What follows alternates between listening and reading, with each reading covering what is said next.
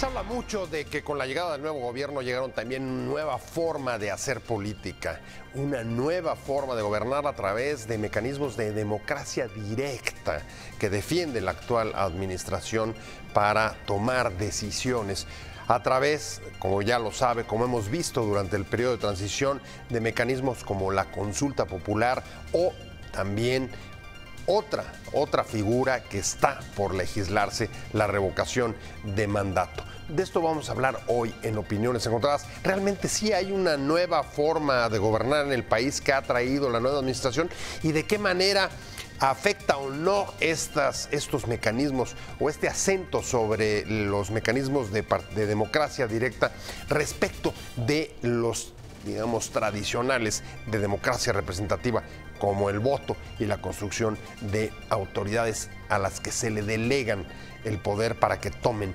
decisiones. De esto vamos a hablar hoy. Acompáñenme, vamos a ver rápidamente algunos datos de contexto sobre cómo están estas iniciativas que le comento en el Congreso, en las comisiones de la Cámara de Diputados, para arrancar acá en nuestro foro con nuestro debate de hoy. La revocación de mandato y la consulta popular sobre proyectos de infraestructura y temas de interés general son dos de las promesas del presidente López Obrador en cuanto a la forma de llevar el gobierno de manera más cercana a la ciudadanía y a la evaluación de la gestión de su administración. La Cámara de Diputados aprobó en comisiones en lo general el dictamen para ambos cambios, pero en lo particular, el proyecto de la iniciativa de reformas constitucionales se encuentra detenido por la falta de consensos entre las facciones parlamentarias. El PRI, PAN y Movimiento Ciudadano argumentan que el bloque de Morena, PT y PES no acepta ninguna de las reservas y propuestas presentadas por la oposición. Entre los cambios más importantes aprobados en lo particular fue la reducción de 2 a 1% del listado nominal de electores para que los ciudadanos puedan presentar una solicitud de consulta ciudadana. Otro establece que no podrán ser objeto de consulta popular la restricción de los derechos humanos reconocidos por la Constitución y en los tratados internacionales de los que el Estado mexicano sea parte, ni las garantías para su protección.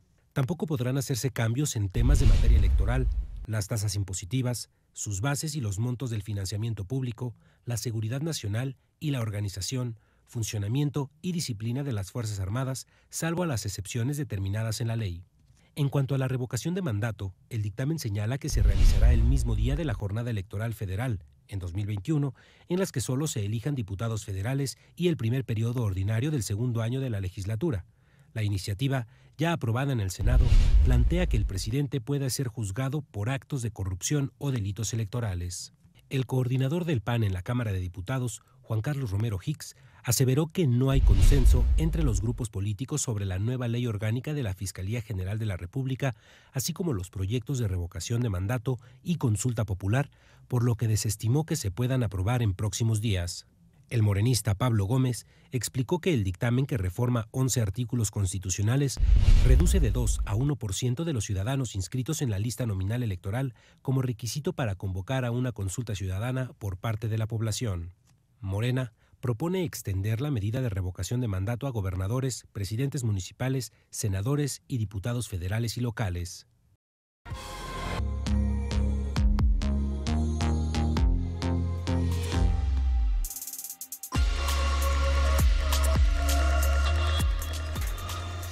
Nuevo gobierno, como cada 6 años, nuevo estilo de gobernar del nuevo presidente, pero más allá de esto, incluso de lo que se está hablando, de lo que se está escribiendo en distintos medios, y nueva forma de hacer política, dicen, más cercana a la ciudadanía a través de mecanismos como la consulta popular o la que vienen como la revocación de mandato. Vamos a entrarle a este tema. Realmente hay una nueva forma de hacer política del actual gobierno respecto de sus antecesores. Vamos a entrarle a este tema y me da mucho gusto que esté con nosotros Marta Tagle, diputada de Movimiento Ciudadano. Marta, un placer, como siempre, tenerte. Con mucho gusto saludarte, Pedro. Amiga de este programa, además ya sabe que ha estado muchas veces y nos da siempre un gusto enorme verla. Y Gonzalo Sánchez de Tagle, no son parientes, por si usted se lo preguntaba. Muchas gracias, mi querido Gonzalo, ¿cómo estás? Pepe, muy bien, muchas gracias. Los jueves aquí muy contento de estar acá. Un placer de verdad tenerte. Gonzalo, buenas noches. Arrancamos contigo.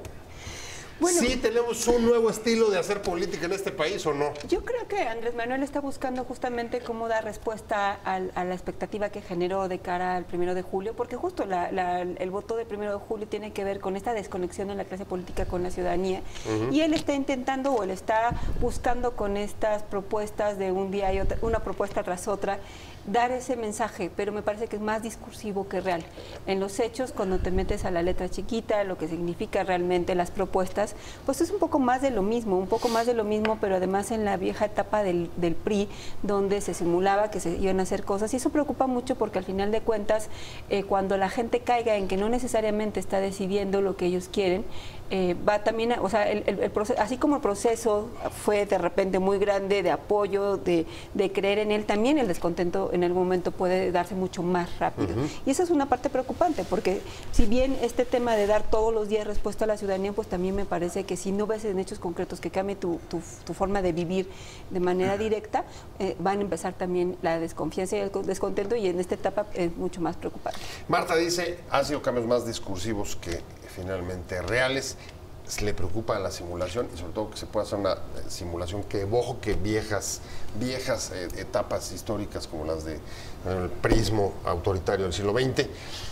Y por eso está sobre la mesa y en el Congreso analizándose distintas iniciativas. Ha sido un reclamo desde que comenzaron las consultas, Gonzalo, el que fuera, digamos, marcos claros para poder operar estos instrumentos de democracia directa. A ver, ¿cuál es el estado, digamos, del arte de estas? Traes consulta popular, revocación de mandato y fuero. Bueno, primero a mí me parece que sí hay un cambio, no de régimen, que se ha dicho mucho, me parece que es excesivo, pero sí cuando menos un cambio en las prioridades y la forma en la que legitima las decisiones públicas esta administración. Por supuesto que hay un riesgo de que se abuse de estos mecanismos, que pierdan eficacia real, y sobre todo son mecanismos muy delicados en los que se puede eventualmente dar a tole con el dedo. Está la revocación de mandato, el desafuero y las consultas populares. Consultas populares y revocación de mandato están ya por discutirse en primera lectura. Me imagino que será la próxima semana que le entrarán en la Cámara de Diputados. Y bueno, ahí incluso ya lo aprobaron en comisiones en lo general, ¿no? Hasta donde yo recuerdo. Y el desafuero, que supongo que ahora entraremos a cada uno de los temas. De los puntillos. Pues lo echaron para atrás el bloque opositor a Morena en la Cámara de Diputados. Entonces llegó una minuta a la Cámara de Senadores completamente desfigurada, y yo creo que va a dormir el sueño de los justos en la famosísima congeladora legislativa. Esto, o sea, a ver, pero ¿cómo pudo haber sido esto? No acabo de entenderlo. O sea, se votó se aprobó en lo general, por lo tanto, Marta nos podrá decir con más detalle, pero se votó en lo general, se reservaron una serie de artículos y esos artículos no se aprobaron. Entonces, al final terminaron siendo aprobados 3 artículos, si no me equivoco, nada más. Entonces tienes, por un lado, que se modifica o se elimina la facultad en el artículo 74 de la Constitución para que la Cámara de Diputados emita una declaratoria de procedencia. Se modifica el 108, que establece que el presidente podrá ser sujeto a juicio político. Al día de hoy no lo puede ser. Él solo puede ser juzgado por delitos graves del orden común y traición a la patria. Y la carnita de la reforma, que es el 111, no se aprobó. Entonces llega, digamos, una cosa ahí totalmente incompleta. Contrahecha. Contrahecho. O sea, es un contrahecho. O sea, traemos broncas legislativos. Sí, pero que tiene que ver justamente con esta nueva forma de gobernar. De entrada empieza por desconocer procesos, como si en el tema de fuero todo tuviera que empezar a partir de que llegó Morena, y así lo quiere presentar. O sea, el tema del fuero ya se había aprobado la legislatura pasada en la Cámara de Diputados, y ellos llegan con un discurso de que no, que hay que volver a presentarla, pero presentan una iniciativa con el ánimo totalmente de aprobarla en sus términos, como ya lo presentaron. Y una reforma constitucional se requiere una mayoría calificada, es decir, 2/3 partes. Morena, con todos sus aliados, no alcanza las 2/3 partes. Y sabiendo esto, o una de dos, o había una falta de control y de disciplina por parte del coordinador parlamentario, Mario Delgado, cuando lleves algo al pleno... Mario Delgado no traía controlado a su gente. Esa es una posibilidad, que no tenía controlado a su gente, porque faltaron muchos legisladores de Morena, el PT la mitad votó en contra, varios del PES también votaron en contra. Entonces, o una de dos, o no traía disciplina, o en realidad la intención era que no pasara la reforma en la parte particular. No, porque tú no puedes, o sea, porque al final de cuentas ni siquiera todos sus aliados le daban para tener las 2/3 partes. Entonces necesitabas tener consensos también con diputados de la oposición, y en ese sentido nosotros se lo planteamos como Movimiento Ciudadano. El Movimiento Ciudadano tenía los mejores aliados, fuimos los que desde la legislatura pasada estuvimos empujando el tema de la eliminación del fuero. Los votos que te faltaban los tenías con nosotros, y rotundamente se negó a aceptar propuestas de modificación a la iniciativa que ellos presentaron, que eran muy válidas, que eran necesarias, que si hubiera acercado, hubiera habido un proceso de negociación. ¿Qué era importante ahí modificar? Por ejemplo, el tema del 38 constitucional nos parecía muy grave. En el 38 constitucional se establecen los motivos por los cuales se suspenden derechos ciudadanos. Ahí no estamos hablando de los políticos, estamos hablando de los ciudadanos.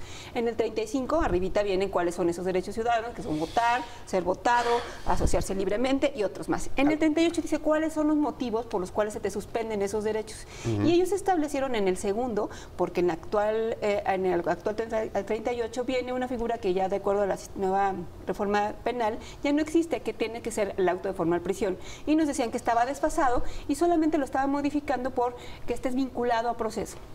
Eso significa que cualquier ciudadano que por el solo hecho que se haya sido investigado por el Ministerio Público y el juez haya aceptado esta investigación y te abre carpeta de investigación, en ese momento tú estás vinculado a proceso.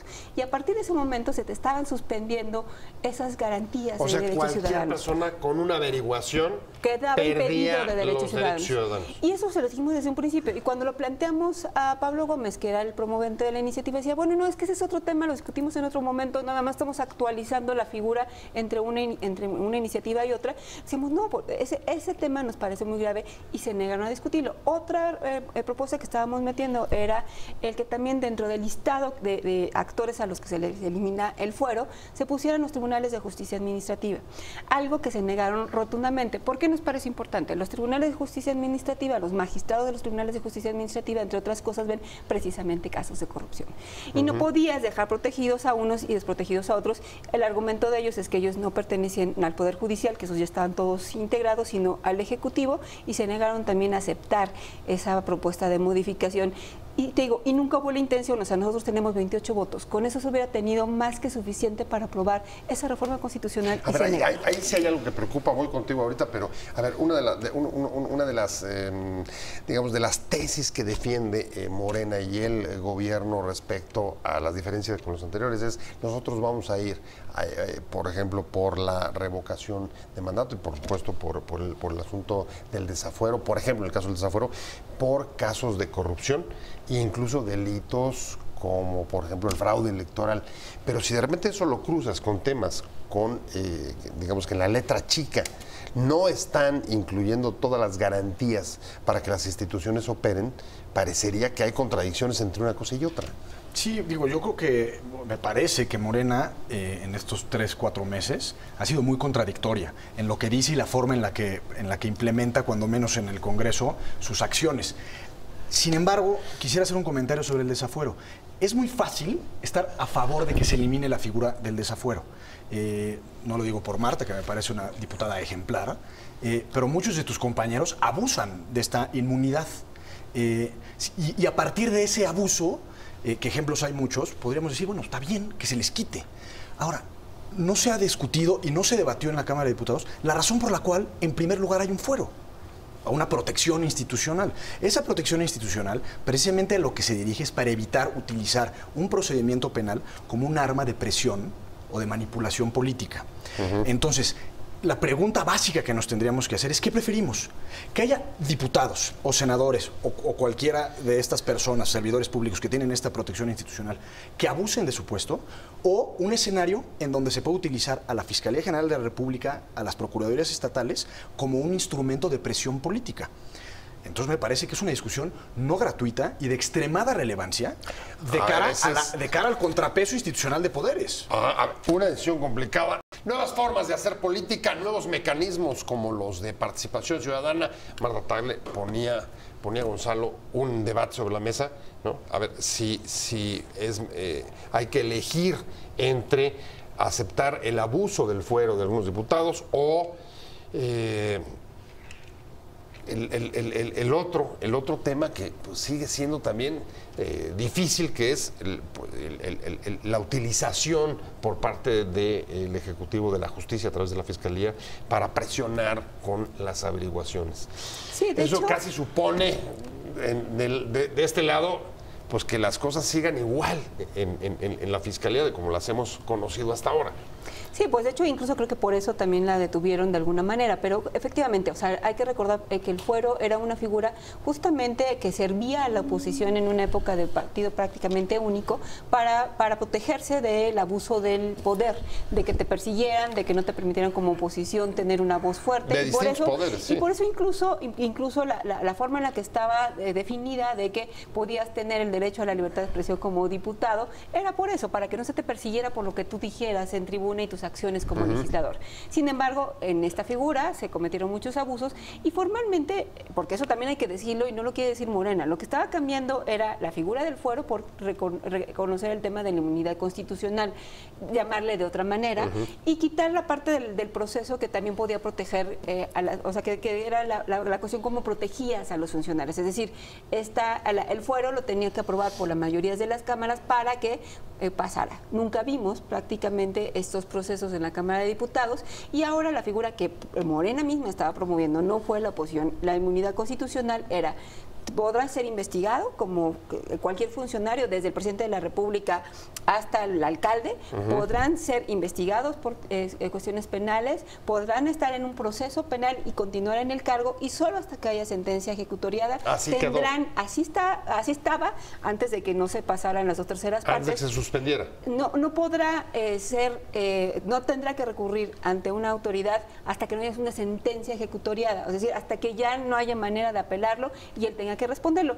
Y en un principio establecían un proceso especial, que esa fue una reserva que estuvo presentando el PRI, para que el único que quedara fuera de eso fuera el presidente, el titular del Ejecutivo, y que ahí sí también lo aprobaran la mayoría de las cámaras. Al final todos, ahí sí por intención de propio Andrés Manuel, todos tendrían que ser de la misma manera, que continuar con esta inmunidad constitucional y ya no tener que pasar este proceso por las cámaras. ¿Sigue siendo riesgoso? Sí, porque como aquí se ha hablado, al final de cuentas una fiscalía que no es autónoma, que sigue siendo politizada, puede seguirse usando como una manera de presión. Pero también se ha abonado, por otra parte, a que justamente las instancias de procuración de justicia tengan otro perfil y no estás dejando totalmente desprotegidos con el tema de la inmunidad constitucional a quienes sean funcionarios. ¿Qué tanto te salva esa fórmula? O sea, que de alguna puedas forma investigar sin tener... O sea, hay dos cosas. Una, en realidad, es trasladar en el tiempo la declaración de procedencia, es decir, el retiro de la inmunidad parlamentaria.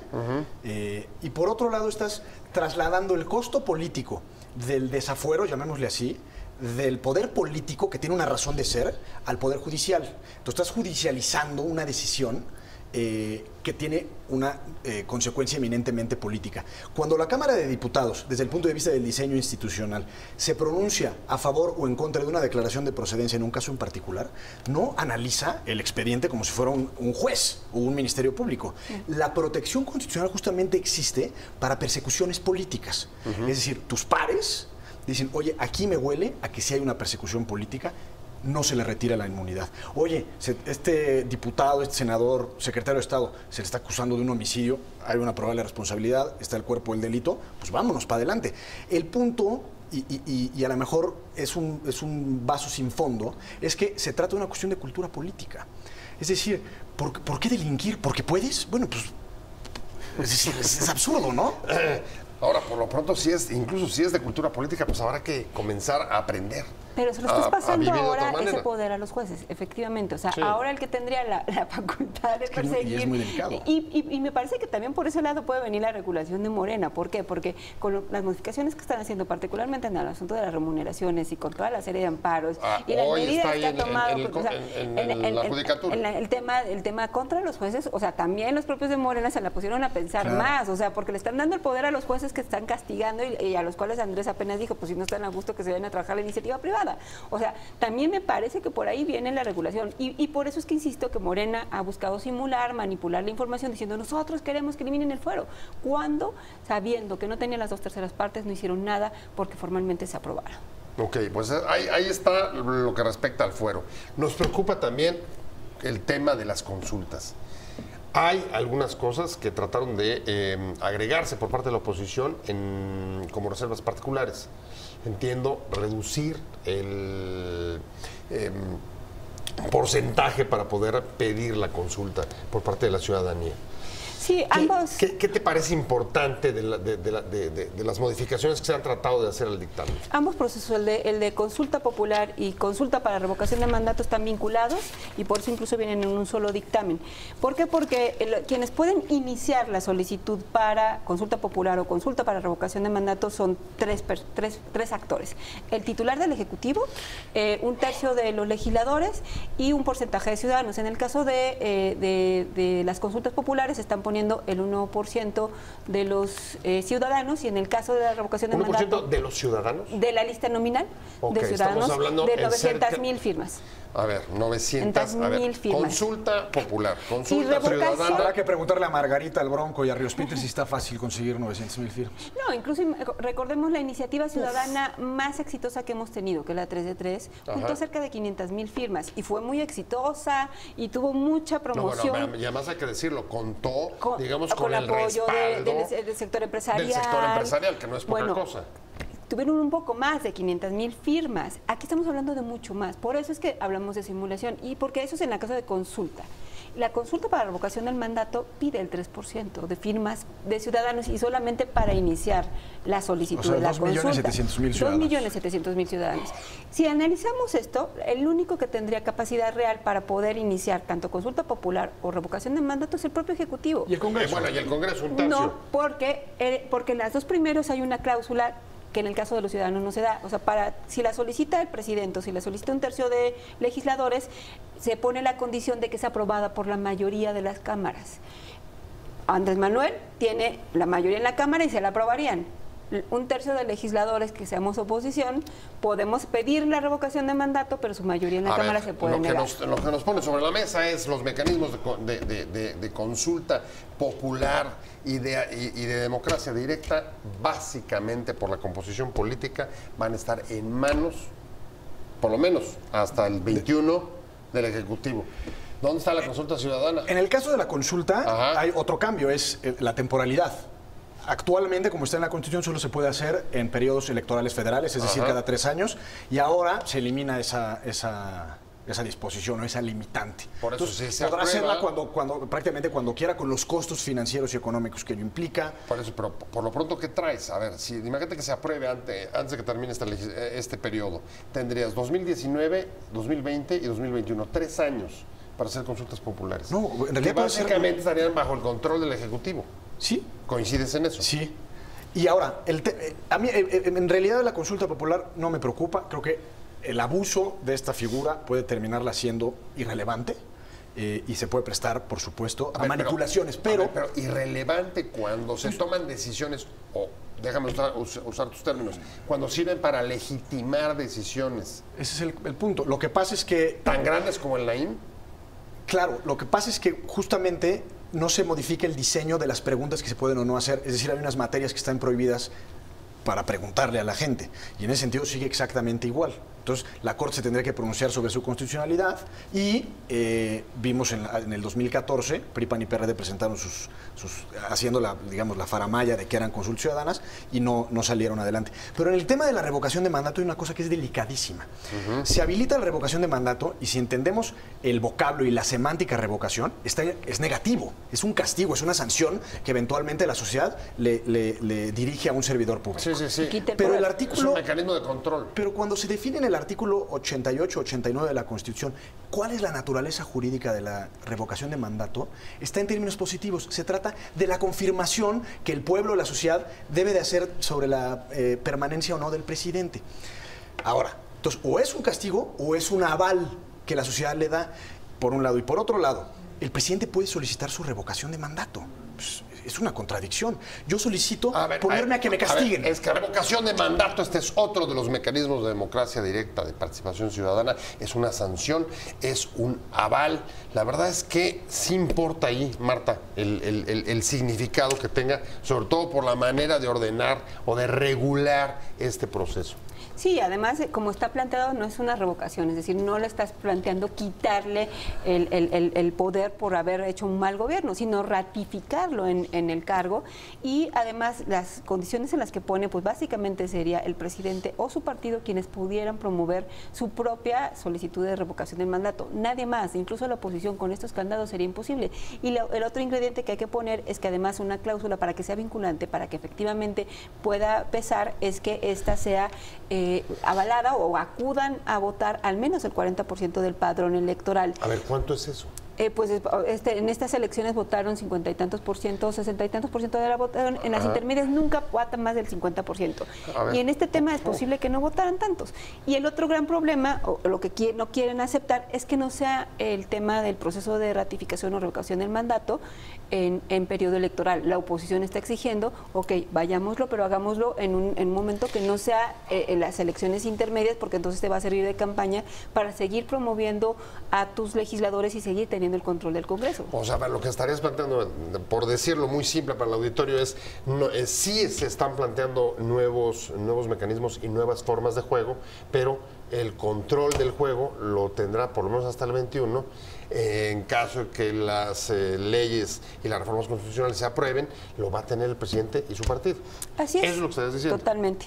Pero además con la condición, o sea, la intención de dejar este tipo de mecanismos es justamente garantizarse que en el 21 vuelvan a tener la misma cantidad o más de legisladores, porque sabe que los legisladores de Morena por sí mismos no llegaron por la campaña, o sea, él arrasó con toda la votación y eso lo llevaría a estar nuevamente en la boleta, en campaña con anticipación, promoviendo a su partido para que voten por los legisladores y volver a tener el control del Congreso. ¿Cómo ves, Gonzalo? Dicho esto, pregunta, ¿hay o no hay nuevas formas de hacer política? Insisto, desde el punto de vista de la visión general, sí, porque el enfoque de la fuente de legitimación de las decisiones públicas cambia. No digo que esté bien hecho, porque nos pueden dar a tole con el dedo. Entonces, agrégale, ¿nuevas formas de hacer política más cercanas a la gente, sí o no? Sí, yo creo que sí. ¿Sí? Sí. A pesar incluso de que esté... Sí, digamos, las consultas populares, depende cómo se articulen y eventualmente cómo se encuentren diseñadas, pues es un mecanismo de participación directa. Claro, sí, y en el caso de la revocación de mandato, me parece que es una figura súper delicada por dos razones. La primera, como decíamos en el bloque pasado, no se trata de... o no debería de tratarse de una potestad del presidente solicitar o no que se le revoque el mandato. Tiene que ser visto como un mecanismo sancionatorio, no confirmatorio. En ese sentido, el presidente, en los términos que actualmente está el dictamen, tiene que solicitar, quien sea, de los tres entes legitimados, en el primer periodo ordinario del segundo año de sesiones del Congreso, es decir, en un año, la solicitud. Entonces va a estar el presidente en un año en campaña, por un lado. Y por otro lado, que... digamos, es un concepto un poco más profundo, pero es el hecho de que exista esta figura modifica la forma en la que actúa un presidente y un gobernante para efectos prácticos tiene que tomar decisiones difíciles. El estar sometiendo constantemente al escrutinio público, el si sigo o no sigo, pues de alguna forma te hace modificar o reconsiderar la forma en la que gobiernas. Además, pienso, por ejemplo, en mecanismos, en sistemas parlamentarios. Está la moción de censura que más bien tiene que ver con la sanción. Pero es otra cosa, ¿no? Pero es una sanción, finalmente. No logro ver mecanismos, digamos, de aval o ratificación. Bueno, hay voto de confianza también en el sistema parlamentario. Pero es una forma justo de moción de censura. Sí, o sea, formalmente no está buscando que se le quite. O sea, el problema de esto es que se utilicen este tipo de figuras que yo decía, nos está cumpliendo nuestros sueños como oposición, se están volviendo pesadillas. O sea, desde la oposición habíamos luchado por este tipo de mecanismos de participación directa ciudadana, pero ahora en manos de alguien que los quiere usar para legitimarse y para poder continuar en campaña y tener el control del Congreso. Y entonces, ¿por qué? Porque al final de cuentas va a gobernar, sí, de una manera diferente, mucho más popular, va a bajar, o sea, la manera en la que va a hacer esto es que va a tener a esa misma base que ha votado por Morena, Y además con programas que los que sientan que están teniendo una forma diferente, porque tú sabes que los programas insignia de este gobierno van a bajarlos directamente a esa población y esa base la va a seguir manteniendo y es a la base a la que va a seguir apelando para poder efectivamente mantener el control, por lo menos en el sexenio, también en el Congreso, con un Congreso que no sirva de contrapesos, que no le pueda poner un alto, a menos que se traten de reformas constitucionales, y es una parte pues que o sea, regresamos a la época de ese presidencialismo fuerte, sin contrapesos, y eso ver, también no es bueno en la democracia. Con esta pregunta me voy a ir, ¿dónde está el fondo del problema? El problema está en las pretensiones o la forma de querer establecer las reglas del juego, o que las elecciones dejaron pocos contrapesos. ¿Dónde está el punto? No, las elecciones sin duda dejaron pocos contrapesos, así eso no podría ser si tuviéramos ahorita otro tipo de Congreso, o sea, eso es posible porque tiene una mayoría muy importante en la Cámara ya desde ahorita, y además una mayoría muy poco racional, muy poco construida, y en ese sentido van a apoyar también las iniciativas que se envíen, o sea, muy mecánica, van a apoyarlas totalmente las iniciativas como vienen, sí, además entender los argumentos que se ponen sobre la mesa. Gonzalo, sin duda pocos contrapesos, incluso las mayorías en el Congreso de Morena deberían entender que son otro poder. Y aun cuando le hagan la segunda al presidente en sus propuestas, son otro poder, es un poder constituido del Estado mexicano, es el poder legislativo. Y en principio no debería de ser tan fácil como una oficina de partes para el presidente. Una correa de transmisión. Exactamente. Y en el caso particular de estas dos instituciones, me parece que en su causa pueden ser positivas, pero la manera en la que se están instrumentalizando a través de las iniciativas de reforma de la Constitución ponen en evidencia que son figuras que pueden ser utilizadas de forma muy peligrosa, de tal manera que el edificio participativo democrático en México pues empieza a desmoronar. El periodo de gobierno, para efectos prácticos, se va a reducir a 3 años, van a ser 2 bloques de 3 años, en constante campaña. Si una campaña como ciudadanos es desgastante, pues imagínate estar permanentemente en campaña.